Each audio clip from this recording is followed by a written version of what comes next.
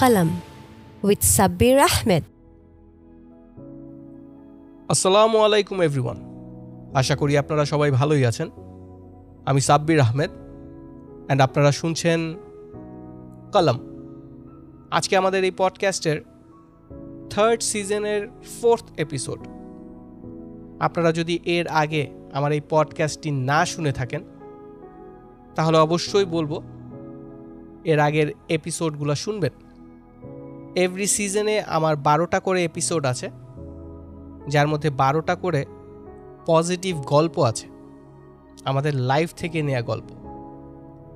কিছু আমার লাইফ থেকে নেওয়া গল্প, কিছু আপনাদের লাইফ থেকে নেওয়া গল্প। এমন ঘটনা যে আমরা কখনো কল্পনাও করতে পারি নাই যে আমাদের সাথে হতেও পারে। This podcast is sponsored by Zofishan. To know more, visit zofitunes.com. আজকের গল্পটি আমার লাইফের অনেক ইন্টারেস্টিং অ্যান্ড ইম্পর্ট্যান্ট একটা গল্প। 2009 সালের কথা। আমি তখন ইউনিভার্সিটিতে 3rd ইয়ারে পড়ি।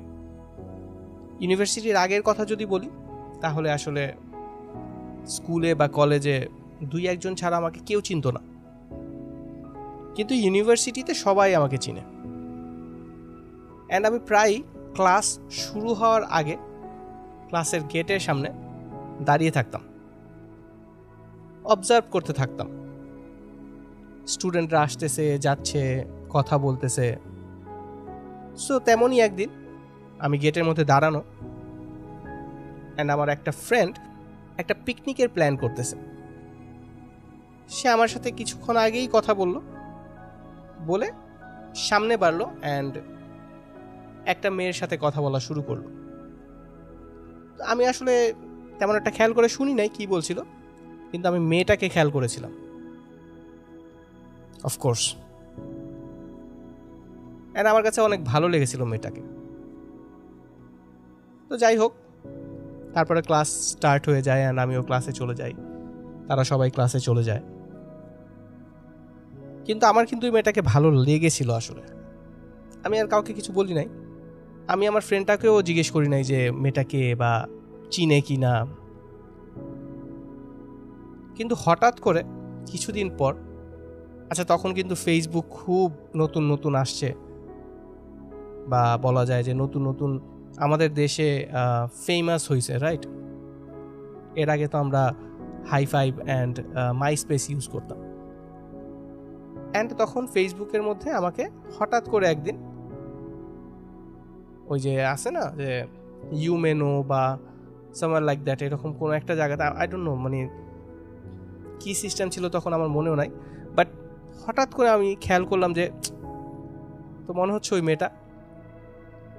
অ্যান্ড আমি ওই মেয়েটাকে ফ্রেন্ড রিকোয়েস্ট পাঠিয়ে দিলাম।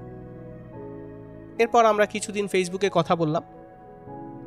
আমি তাকে বললাম যে আমি তোমাকে ইউনিভার্সিটিতে দেখছিলাম, এই সেই। একটা মুভি চাচ্ছিল আমার কাছে, সো আমি বললাম যে আচ্ছা ঠিক আছে, আমি ডাউনলোড করে দিচ্ছি তাহলে। অ্যান্ড ফার্স্ট আমরা যেদিন মিট করলাম, আমি মুভিটা দেওয়ার জন্য মিট করলাম অ্যান্ড সে মুভিটা নেয়ার জন্য মিট করলো, সেটা হলো ফ্রেন্ডশিপ ডের দিন। এরপরে কি হলো ওইটা এখন বলবো না, ওইটা হয়তো বা আরেকটা এপিসোডে বলবো। কিন্তু ঘটনাটা হলো যে আমার কিন্তু ওই মেয়েটাকে ওই দিন দেখে আসলেও ভালো লেগেছিল। অ্যান্ড আমি কিন্তু কল্পনাও করতে পারি নাই যে আমি কারোর সাথে কথা না বলে বা কাউকে জিজ্ঞেস না করে তাকে সাডেনলি ফেসবুকে পেয়ে যাব।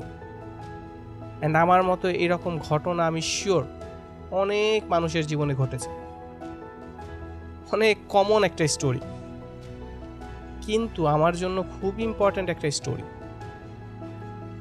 আজ এই পর্যন্তই। আমি সাব্বির আহমেদ অ্যান্ড আপনারা শুনছিলেন কলম।